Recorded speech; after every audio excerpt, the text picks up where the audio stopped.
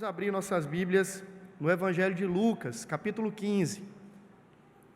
Evangelho de Lucas, capítulo 15. Nós iremos fazer a leitura tão somente dos versículos finais. Lucas, capítulo de número 15. Do versículo 25 ao versículo 32. Diz assim a palavra de Deus: Ora, o filho mais velho estivera no campo, e quando voltava, ao aproximar-se da casa, ouviu a música e as danças. Chamou um dos criados e perguntou-lhe o que era aquilo. E ele informou: Veio teu irmão, e teu pai mandou matar o novilho cevado, porque o recuperou com saúde. Ele se indignou e não queria entrar. Saindo, porém, o pai procurava conciliá-lo.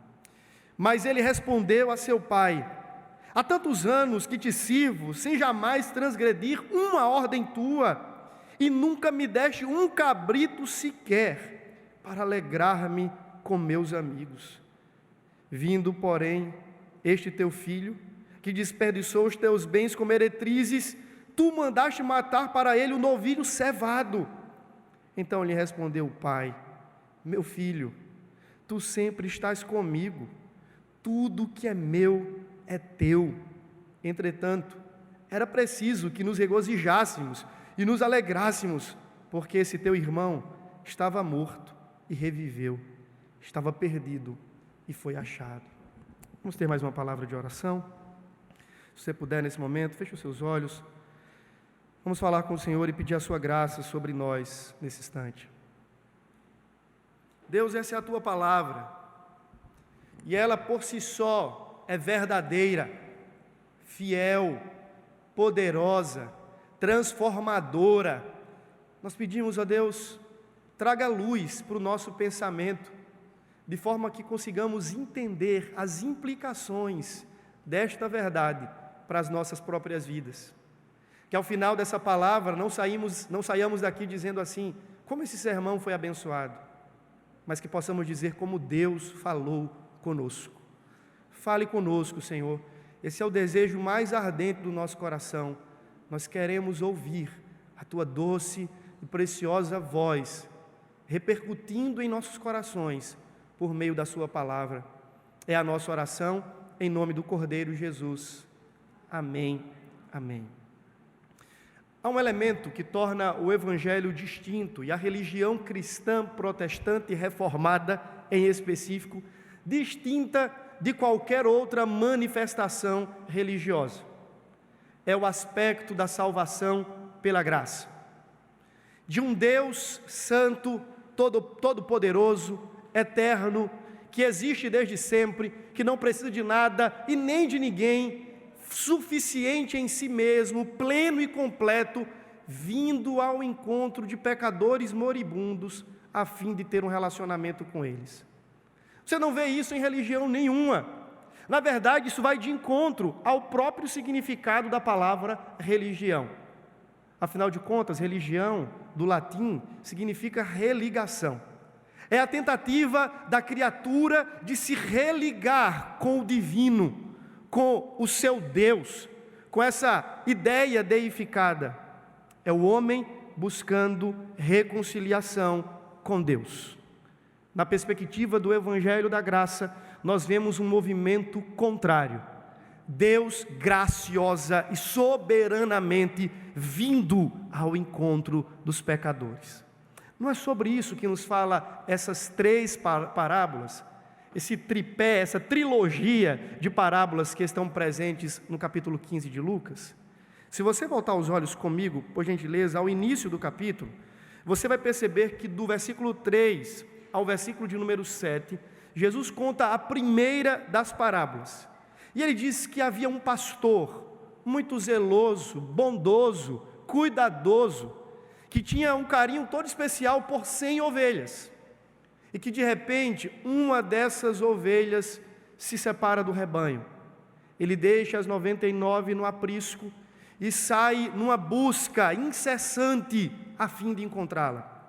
E o texto realça a ideia de que o pastor procurou e procurou até encontrá-la. Veja comigo o final do versículo 4.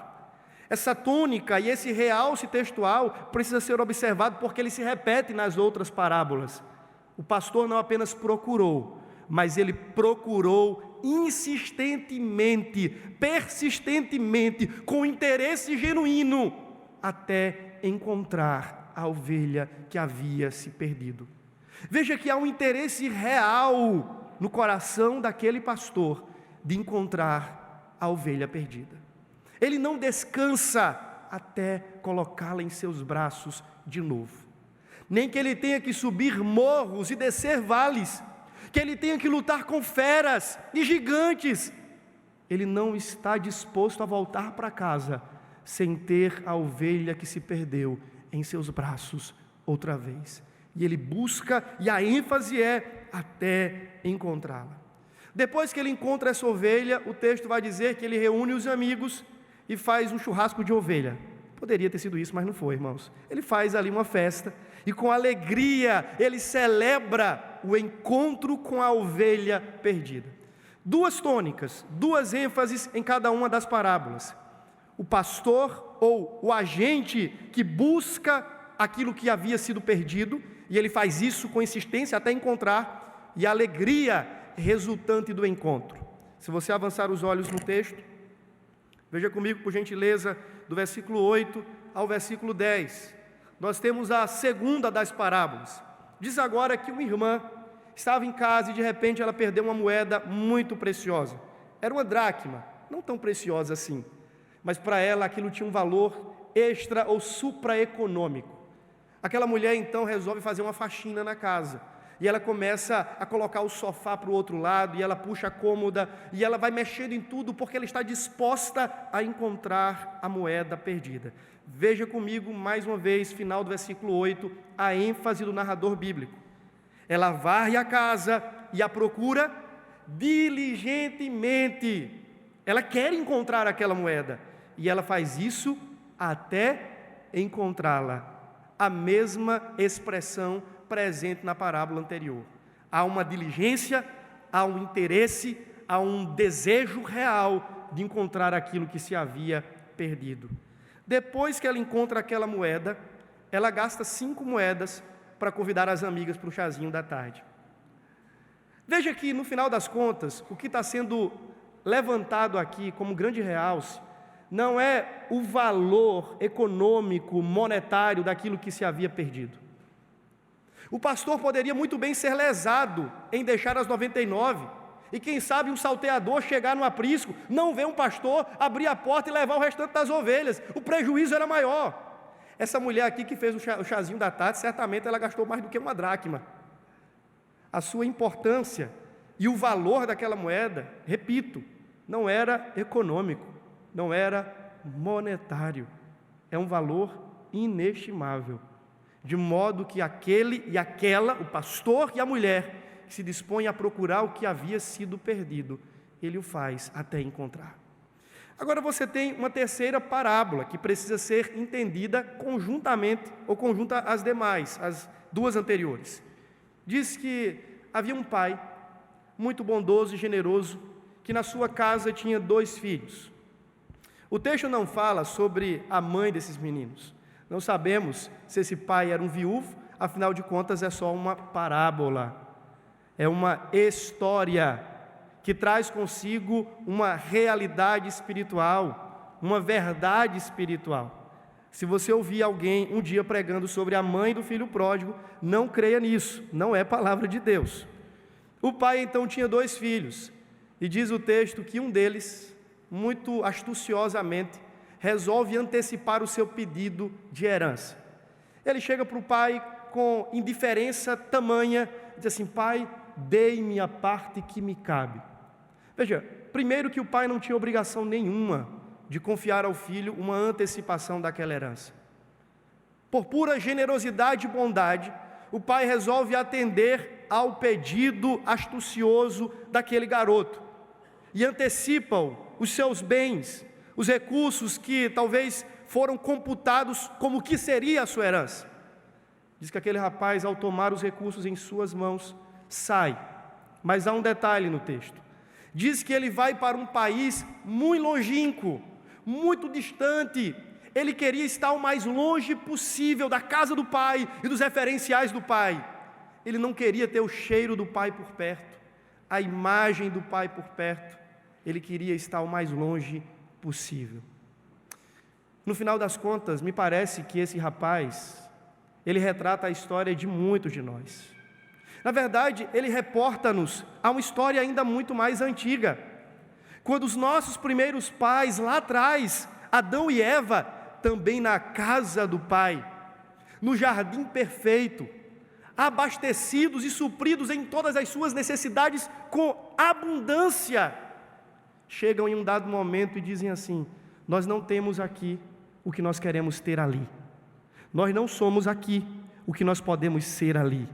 Lembram que isso aconteceu com Adão e Eva? Não era uma questão de faltar alguma coisa na casa do pai. Pelo contrário, a afirmação posterior deste filho diz algo completamente diferente. Ele diz: nunca me faltou nada na casa do pai uma hora dessa. Até o pior dos servos do pai estão sendo bem tratados. Não faltava amor, não faltava graça, não faltava generosidade, não faltava suprimento, não faltava provisão, não faltava nada. Do mesmo jeito que nunca faltou nada para Adão no jardim. O que faltava a Adão? Me diga aí. O que faltava para o nosso primeiro pai? Será que Deus em algum momento começou a tratá-lo com indiferença? A água não estava quente o suficiente? O cardápio não era tão bom? As pedras preciosas, os minérios e o ouro não eram tão valiosos assim? O que faltava para Adão? Me diga aí. E a resposta é absolutamente nada. O mesmo senso de completude existia certamente na casa daquele pai. Mas aquele filho diz assim: eu quero ter uma alegria que eu não posso ter aqui. Eu quero me relacionar com a vida de uma forma que eu não posso me relacionar aqui. Eu quero ser autônomo, eu quero ser lei para mim mesmo. Eu quero traçar os meus próprios caminhos, eu quero ser dono do meu próprio nariz. Eu não quero ser o que o pai tem para mim. Eu não quero ser uma projeção do meu pai. Eu não quero estar debaixo das guardas do meu pai. Eu quero ser o que eu quero ser. Essa foi a falácia sussurrada pela serpente nos ouvidos de Eva lá atrás, que suscitou no coração dela aquele desejo de ser igual a Deus. Esse mesmo engano parece sussurrar aos ouvidos daquele filho outra vez. E continua sussurrando em nossos ouvidos todos os dias, dizendo: você pode ter o que o pai não lhe deu para ter, o que o pai não lhe confiou a ter. Você pode ser o que o pai não lhe fez para ser. Você pode ter alegria fora da casa do pai, fora da comunhão com o pai, fora da presença do pai, fora da mesa do pai, do afago do pai, do abraço do pai. E nós, iludidamente, sem relermos a história, acabamos caindo na mesma conversa fiada e seguimos mundo afora, querendo tomar os nossos próprios caminhos, definindo as rotas da nossa própria história. É uma ilusão, porque isso sempre termina em fracasso. Diz que ele sai da casa do pai e ele começa a sorver, raspar o tacho, dissipar tudo que chegou às suas mãos. Ele sai gastando tudo. Ele gasta com os amigos, ele gasta com as mulheres, ele gasta com os prazeres, ele atende aos desejos luxuriosos do seu coração, ele sai torrando tudo, até não lhe sobrar mais nada. Perceba como as supostas alegrias fora da casa do pai não passam de ilusões transitórias. São cócegas apenas, que faz você rir, mas de repente você não sabe nem por que está rindo, não há motivo de alegria para rir. É apenas o efeito cascata. Quando alguém faz cócega em você, você pode até estar com raiva, mas faz cócega e você ri. O pecado faz isso, ele traz aquela alegria da cócega. Você ri, você se alegra, mas não tem motivo para se alegrar com aquilo. O pecado é uma grande ilusão que nos leva ao abismo. Não há vida fora da casa do Pai. Não há alegria fora das alegrias providenciadas pelo Pai. Tudo é uma grande ilusão. O filho então, uma vez empobrecido, diz a palavra que ele olha para a sua situação e ele agora precisa trabalhar, o que provavelmente nunca fizera antes. Diz que ele sai batendo na porta e ele precisa de um emprego. E alguém oferece um emprego para um judeu. Eu tenho uns porcos ali no meu quintal, não tem ninguém para cuidar deles. Vem aqui e cuida para mim. Isso era algo absurdamente humilhante e contrário à própria política religiosa da fé judaica. Aquele homem então, dadas as circunstâncias, vai cuidar dos porcos. Ele chega a um estado tão deplorável que ele queria comer, mas ele não podia nem comer o cereal dos porcos. As alfarrobas dos porcos lhe foram negadas, lhe foram privadas, porque é isso que o pecado faz. Ele nos atrai, ele nos serve em alguma medida, depois ele rouba tudo de nós e arranca tudo de nós e nos deixa vazios. É assim que o pecado faz, ele te entrega, você se sacia, ele está aqui de novo, tem comida boa, tem alegria, tem prazer, tem satisfação, e de repente quando você se sente pleno, você percebe na verdade que era um grande saquetel furado, e que você não tem alegria nenhuma, paz nenhuma, satisfação nenhuma, realização nenhuma, foi tudo um grande engano. Você foi realmente esvaziado e saqueado em tudo que tinha. Aquele homem então, agora como um grande moribundo, mazelado, ele tem um plano. Diz o texto que ele caiu em si. Ele recobra o juízo, ele recobra a sanidade espiritual. E ele diz assim: eu não posso mais permanecer aqui. Ele lembra dos escravos do pai, ele lembra das mesas fartas, ele lembra das festas, ele lembra da alegria. Ele diz: não é possível que eu permaneça nessa situação enquanto o empregado mais rebaixado da casa do meu pai tem o que comer a essa hora. E o texto diz que ele elabora um plano de retorno. Ele cai em si. Coisa que muitos de nós parece, ou coisa que muitos de nós não costumamos fazer sempre. Cair em nós mesmos, recobrar o juízo, reconsiderar a caminhada. O caminho de volta, meus irmãos, ninguém esquece. Aquele filho então sai, ele tem agora um texto pronto. Ele diz: eu vou voltar, e quando eu chegar diante do meu pai, o discurso é esse: Pai, eu pequei contra o céu, eu pequei perante ti, eu pequei contra toda a criação. Eu não sou digno, pai, de ser chamado um dos teus filhos, não tem problema, aceita-me pelo menos como um dos teus empregados. Esse era o discurso. Ele já havia colocado no bloco de notas, e ele agora chega preparadamente no seu caminho de retorno. Ele quer encontrar-se com o pai e convencê-lo que ele pode ser aceito outra vez. Mas a história, essa parte da história, termina com algo fascinante. Você lembra que nas parábolas anteriores, é o pastor que sai à procura da ovelha, e a mulher que sai à procura da dracma? Agora nesse texto diz assim: mas aí, pastor, mudou. É o filho que sai à procura do pai.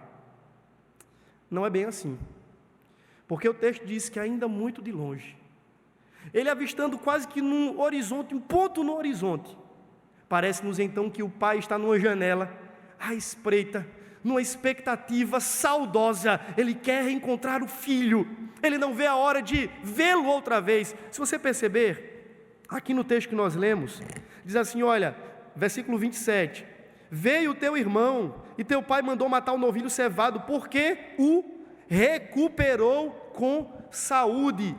A ideia de que o pai resgatou o filho, o pai recuperou o filho. Diz então o texto que, avistando-o de longe, o pai sai correndo ao seu encontro. E antes que o filho pudesse abrir a boca para expressar o seu discurso pronto, o texto sagrado vai dizer que o pai o beija, e beija de novo, e beija mais uma vez, e o abraça, e o acolhe, e o protege, e o traz para dentro do seu seio, e o coloca nos seus ombros, a semelhança daquele pastor que carrega a ovelha. O pai não dá espaço para que alguém, quem sabe daquele vilarejo, pudesse acusá-lo, apontá-lo, apedrejá-lo. O pai agora se coloca como um grande guardião sobre ele e o acolhe nas profundezas do seu amor. Aquele rapaz agora está abraçado, sendo beijado pelo seu próprio pai. O pai não reivindica um discurso, ele não precisa ganhar a atenção do pai, ele não precisa provar uma reaceitação na casa do pai, ele não precisa convencê-lo de que quem sabe pode ser um escravo. O pai não está procurando esses discursos bonitos e mirabolantes de convencimento. O pai não está argumentando com ele para quem sabe conceder-lhe um lugar à mesa. O pai simplesmente vai e o acolhe por graça e confere-lhe restauração por misericórdia. Imagine agora a cena. Aquele rapaz era um maltrapilho, muito provavelmente fétido, desfigurado, provavelmente com uma aparência muito diferente daquela que ele saiu de casa, irreconhecível para qualquer pessoa, menos para o pai, porque o pai nos conhece e nos reconhece, mesmo quando estamos transtornados e transformados pelo mundo vil. O pai nos conhece e nos reconhece, mesmo quando estamos enlameados pelo pecado. O pai não nos perde das suas vistas e nem perde o nosso cheiro, mesmo quando estamos fedendo por causa da nossa desobediência. O pai está ali e ele acolhe aquele filho com beijos e abraços. Pouco importa para o pai o quão mal cheiroso ele está, ele quer o seu filho de volta em seus braços. Talvez essa seja a sua história essa noite. Talvez você que está aqui me ouvindo, ou você que está em sua casa me ouvindo, seja parte dessa narrativa, de alguém que ousou e subestimou em algum momento da sua história encontrar satisfação, realização, paz, alegria e amor fora dos ideais do pai, fora da casa do pai, fora do aconchego do pai, e agora você está quebrado, você está destroçado, irreconhecível no trato, na moral, na postura, no comportamento. Seus parentes não lhe reconhecem mais, dizem assim: rapaz, eu não estou te conhecendo mais. Seus filhos não lhe reconhecem mais, seu cônjuge não lhe reconhece mais. Mas eu queria dizer para você nessa noite, que ainda há lugar nos braços do Pai para gente como você também. Há graça na casa do Pai para gente como você também. Há afago nas misericórdias do Pai para alguém como você. Ele lhe vê como realmente você é. O filho não passou desapercebido, ainda que desfigurado pelo pecado, aos olhos daquele pai. Vou dar uma pausa aqui e vou voltar agora para a parte final do texto. Propositalmente eu li o final, porque me parece que toda essa história foi contada para falar do outro filho, e não desse. Veja comigo o capítulo 15, versículo 1. Nós temos aqui um tipo de prólogo de todo o capítulo. E diz o texto: aproximavam-se de Jesus, todos os publicanos e pecadores para ouvir. Havia uma multidão sedenta, querendo ouvir o ensino do mestre, que era diferente dos ensinos religiosos que os fariseus e escribas traziam consigo. Era um ensino com autoridade, com vivacidade. Eles queriam ouvir Jesus. Do outro lado, havia um outro grupo. Versículo 2. Enquanto isso, murmuravam os fariseus e os escribas, dizendo: este recebe pecadores e come com eles. Que Deus é esse que senta na mesa para comer com pecadores? Que Jesus é esse que se encontra nas esquinas da vida com as mulheres samaritanas? Que Jesus é esse que toma assento no recinto da casa de um publicano que para todos era um homem absurdamente reprovável, ladrão. Jesus está tomando café com ele. Lembra da história de Zaqueu? Mas o mais interessante é que todos esses que se encontram com Cristo e que ouvem da sua graça e que são deflagrados pelo seu amor, nunca mais são os mesmos. Porque ninguém há que seja encontrado por Cristo, que tome um café com Cristo, que tenha Cristo sentado na mesa, que siga a vida da mesma forma. Porque quando Ele entra para transformar, para ressignificar, para mudar. Esse é o Jesus da Bíblia. Ele entra na história de pecadores, leva o aroma do seu amor sobre eles e os acolhe por sua graça, mas não os deixa da mesma forma. Aquele filho chegou sujo, moribundo, maltrapilho, só os trapos. Mas o que é que o pai faz? Manda trazer roupa nova para ele. Veja, ele chega todo moribundo, todo sujismundo, mas não fica daquele jeito. Porque aqueles que chegam na casa do pai, que são deflagrados e defrontados pelo amor e pela graça do pai, são também transformados por essa mesma graça. E o pai traz roupas novas, os empregados servem roupas novas para aquele filho, ele é bem vestido. Ele estava descalço, mas somente escravos andavam descalços. E o pai fala assim: não, aqui está vendo aquele seu plano de ser somente um empregado na minha casa? Não tem isso não, aqui você é meu filho. E então coloca sandália nos seus pés e um anel no seu dedo, restaurando o seu direito, inclusive a herança. O filho mais velho agora está pirado. Não bastasse o pai receber este filho que saiu de casa, foi embora, sorveu tudo que tinha, roubou o pai. Agora o pai o recebe de volta e coloca novamente o anel de dedo, ou o anel de filho no seu dedo, dizendo assim: o lugar que você tinha antes, você tem agora. O que é meu é teu. A minha mesa é a tua mesa. A minha casa é a tua casa.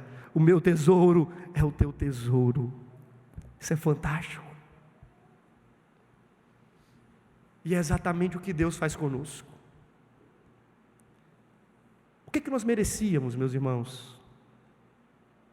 Depois de andarmos o mundo afora, afrontando a bondade do nosso Deus. O que merecemos nós, que saímos rua fora, procurando o primeiro beco, o primeiro esconderijo, para nos ocultarmos das vistas do nosso Senhor? O que merecemos nós, que tomamos os rumos da desobediência, da rebelião, da indiferença, da ingratidão, da idolatria? Aquele filho merecia ser colocado no toco, em praça pública, esmurrado, esculachado, como a gente diz. Deveria ser repreendido por toda a comunidade, castigado pelo pai. Mas o que ele recebe? Graça. Quando eu olho para esse filho, eu digo assim: eu estou aqui, eu sou representado nele. Eu merecia inferno, eu merecia condenação, eu merecia a expulsão da presença de Deus, eu merecia a danação, eu merecia a reprovação do Pai, eu merecia o estender do seu cetro de juízo sobre a minha cabeça, eu merecia beber o cálice da sua ira e ser consumido por ela. Mas ao invés disso, eu estou aqui falando para vocês nessa noite, porque a graça dele me alcançou e me deu o que eu não merecia. Ao invés de me dar todas essas coisas, ele me deu o seu amor, ele me deu o direito de ser chamado seu filho, ele me deu o Espírito Santo que habita em mim e clama: Abba, Pai. Ele me declarou justo diante do seu tribunal, ele me destinou à eternidade, ele escreveu o meu nome no livro da vida desde antes da fundação do mundo. Ele garante para mim companhia e lugar na sua casa e nas suas moradas celestiais. Eu não merecia nada disso, mas Ele me deu todas essas coisas no amado, na pessoa do irmão mais velho. Ele me deu todas essas coisas, e Ele lhe deu todas essas coisas também, se você está em Cristo. Essa é a graça do Evangelho. Nenhuma religião do mundo tem isso aqui. Isso é exclusivamente do Evangelho das Escrituras. O que isso tem a ver com a parte final do texto? O texto termina dizendo que o filho mais velho agora entra na cena. O pai já havia contratado a fanfarra. A banda estava tocando. A orquestra estava no seu compasso mais acelerado. A carne exalava o seu cheiro de longe. Era gordura de carneiro cevado, de boi cevado. Todo mundo dançava, era uma celebração. A poeira subia. Aquele filho olha de longe e diz assim: o que é que está acontecendo? Faz muito tempo que nessa casa só tem silêncio e luto. O que está acontecendo? Alguma coisa aconteceu naquela casa, eu preciso saber o que é. Veja que ele não ousa nem entrar. Ele manda que um dos seus empregados fosse lá e tomasse nota. O que está acontecendo naquela casa? O empregado volta dizendo assim: olha, é o teu pai. Tu sabe como é o teu pai? Teu pai. Teu filho voltou, ou teu irmão voltou. E o teu pai preparou a festa. E ele está feliz, os empregados estão felizes, os vizinhos foram convidados, os amigos, os primos, os tios, a casa está cheia. A dança e folia naquela casa. Venha ver, teu irmão voltou, e ele voltou em plena saúde. Aquele irmão então, na síndrome do cabrito, diz assim: eu não acredito nisso. Eu não acredito que o meu pai matou um boi cevado, separou a melhor picanha para o meu irmão que tripudiou sobre ele. Isso não pode acontecer não. Eu estou aqui o tempo todo, sendo fiel, bom filho, ando na linha, obedeço à lei, vivo diante dos regramentos que o pai dá. O pai nunca matou um cabrito sequer para mim. É a síndrome do cabrito. Essa é a síndrome do religioso, daquele que se agarra na autojustiça, que se acha bom, merecedor, e que vê o pai como pagador de contas. Esse filho estava mais perdido do que aquele outro. Enquanto aquele se perde na sua imoralidade, mas ele é recuperado pela graça perdoadora de Deus. Ele é esclarecido, os seus olhos são abertos pelo perdão e pelo amor recebido. Esse outro tem o seu coração endurecido e os seus olhos cegados pela religiosidade, pela autojustiça. Ele se vê bom, ele se vê merecedor. Ele acha que o pai lhe deve. Ele está na casa do pai, mas ele não tem as alegrias do pai. Ele não partilha das afeições do pai. Ele não celebra com o pai. Ele não é gracioso como o pai é. Ele é odioso. Seu coração é azedo. Ele não ama, ele não perdoa, ele rechaça, ele se acha melhor, ele se acha superior, ele é o bonzão, ele é o santarrão. Olhem para mim, eu obedeço à lei, eu faço as coisas certas. Perdidamente religioso dentro da casa do pai. Deixe-me dizer que esse é o cenário de muitas igrejas, Brasil e mundo afora. Uma comunidade de religiosos perdidos dentro da casa do pai. Pessoas que seguem a vida dentro da igreja, cantando os hinos da igreja, tendo o nome arrolado à membresia de uma igreja. Ele lê a Bíblia da igreja, mas ele não conhece o pai. Ele não experimenta e não comunga do amor do pai. Ele não sabe o que é a graça perdoadora do pai. Ele não se deleita nem se lambuza no amor do pai. Ele é um religioso, um fariseu. Ele é um comprador do Pai, um negociante. Ele exige que por fazer isso e aquilo, Deus o ame. É isso que a religião ensina. Faça isso, aquilo e aquilo outro. Deixe de fazer aquilo e aquilo outro, e Deus vai lhe amar. O Evangelho diz algo completamente diferente. Ele diz: você não consegue fazer isso, você não consegue fazer aquilo. Você faz aquilo e aquilo outro, mas contrário. Mas ainda assim, Deus prova o seu amor por nós, sendo nós ainda pecadores, tendo Ele enviado Jesus Cristo para morrer em nosso lugar, para absolver a nossa culpa e para nos limpar de toda injustiça. O Pai, muito bondosamente, do mesmo jeito que oferece lugar na casa para o filho que saiu e voltou, agora olha para aquele filho mais velho e tenta conciliar-se com ele. Ele diz: há lugar para você aqui também, religioso. Há lugar para você aqui que tenta viver se auto-justificando. Há lugar para você aqui também. Há lugar para você aqui com o coração cheio de ódio, trancoso, azedo, porque não consegue encontrar alegria em Deus, somente justiça, penumbra. Deus é um ser meio que ranzinza, irado, querendo o tempo todo que a gente faça a coisa certa, senão Ele pega o cajado dele e manda na nossa cabeça. Esse Deus aqui, que é justo, que é santo, exala perfume de amor e graça, meus irmãos. E Ele está dizendo para você e para mim nessa noite: seja você imoral, seja você moralista, você precisa de graça, e você precisa de graça. Seja você que está vivendo longe da casa do Pai, ou você que está religiosamente perdido aqui dentro, Ele está dizendo para você e para você: ambos vocês precisam de graça, porque ninguém entra na festa do Pai, na celebração do Pai, experimenta das alegrias do Pai, sem que seja pelos portais da graça que o próprio Pai oferece. Só toma lugar naquela festa quem passou pela experiência com a graça renovadora e transformadora que o Pai oferece.